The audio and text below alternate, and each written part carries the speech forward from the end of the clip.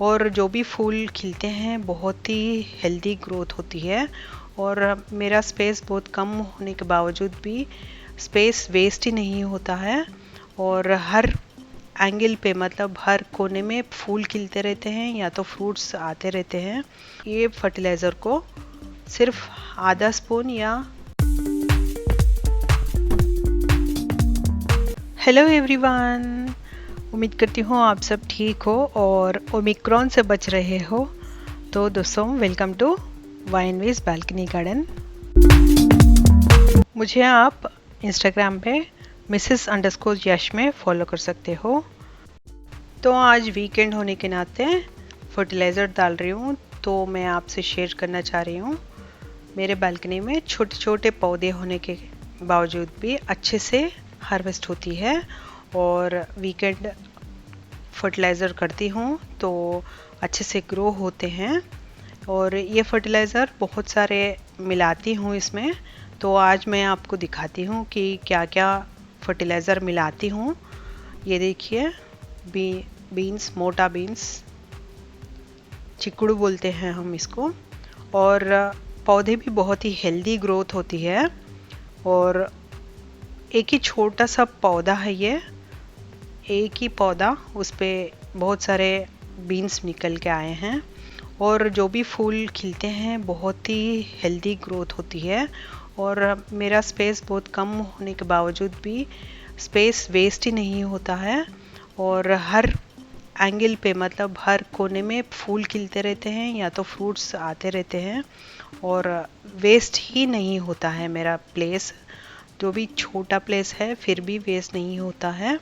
और एक ही पौधे पे बहुत सारे हाइबिस्कस भी निकल के आए हैं। तो मैंने ये फर्टिलाइज़र यूज़ किया है, आप भी यूज़ करके देखो कि कौन सा फर्टिलाइज़र मैंने यूज़ किया है। 2-3 मिलाई हूँ एक्सपेरिमेंटल बेसिस पे, तो बहुत अच्छा हार्वेस्ट हुआ है इस बार। तो ये सोया की सब्ज़ी, जो सौंफ बोलते हैं ना, उसके सौंफ के बीज इसमें पॉट्स में डाल दी है, तो उसके अच्छे से ग्रोथ हो गई है। और एक टाइम का सब्जी भी हमको बन गया है। बहुत ही अच्छा सेटिस्फेक्शन मिलता है जब घर का बालकनी का हार्वेस्ट, हम घर का ही सब्जी खाएंगे तब।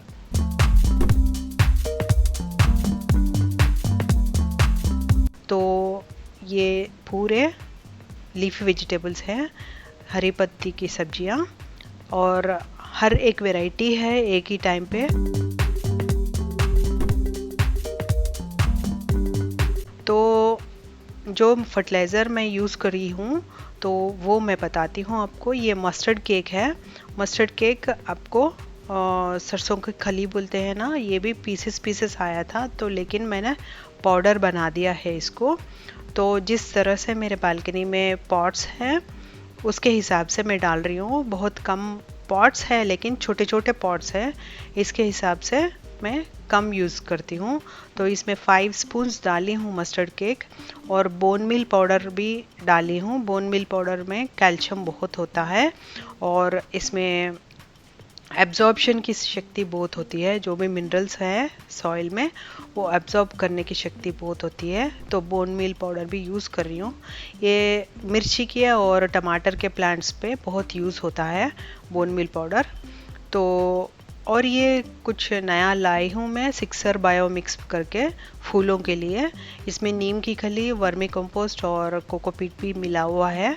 तो ये भी 5 स्पून्स यूज़ कर रही हूँ, इक्वल क्वांटिटी। तो ये भी फ़ायदा हुआ है। और एप्सम सॉल्ट से प्लांट में मॉइस्चर बना रहता है और ग्रीन कलर का हरा भरा दिखता है प्लांट। और उसमें सॉल्ट्स भी बहुत अच्छे से एब्जॉर्ब होते हैं, इसलिए एप्सम सॉल्ट यूज़ करते हैं। प्लांट ड्राई नहीं होता है इसलिए एप्सम सॉल्ट यूज़ करते हैं। ये सारे हम मिलाते हैं अच्छे से। बहुत ही अच्छा मिलाना होगा क्योंकि सरसों की खली बहुत स्ट्रॉन्ग होता है। तो उसका एक भी ऐसा पीस बड़ा आ गया एक ही पॉट में तो प्रॉब्लम हो जाएगा। अच्छी तरह से मिलाना होगा उसको, सारे फर्टिलाइज़र को। और मेरे पॉट्स 4-5 इंचेस का ही है, छोटे छोटे हैं पॉट्स। जैसा बालकनी है तो बहुत सारे प्लांट्स है, पॉट्स है, तो छोटे बालकनी में इतने सारे लगाती हूँ। और ये मुझे कंफर्टेबल भी है, इजीली टू ट्रांसफ़र, मतलब जहाँ सनराइज है वहाँ पे शिफ्ट करती हूँ। ये देखिए, ये विंका में छोटा पौधा एक बीज गिर के आ रहा है, तो उसके ऑपोजिट में डालती हूँ। तो जब भी फर्टिलाइज़र डालते हैं उससे पहले हमको उसको गुड़ाई करना होगा सॉइल को।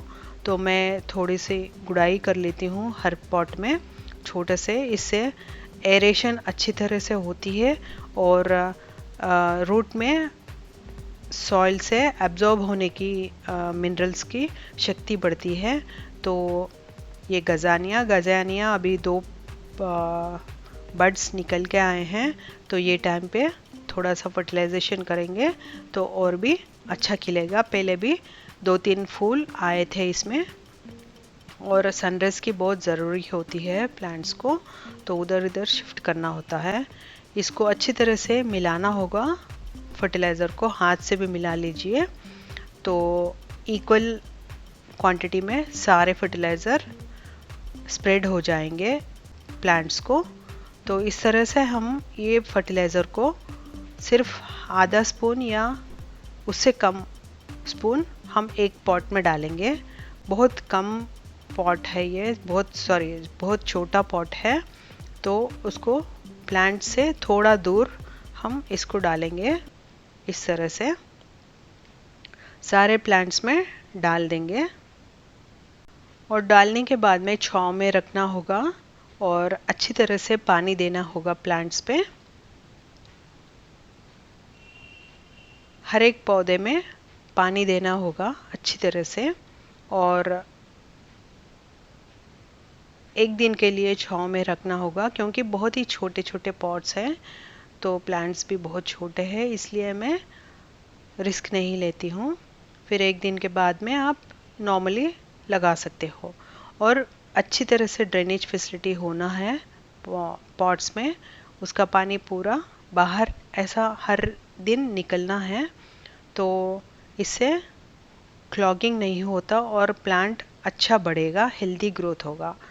तो उम्मीद करती हूँ आपको ये वीडियो अच्छा लगा, इन्फॉर्मेटिव लगा।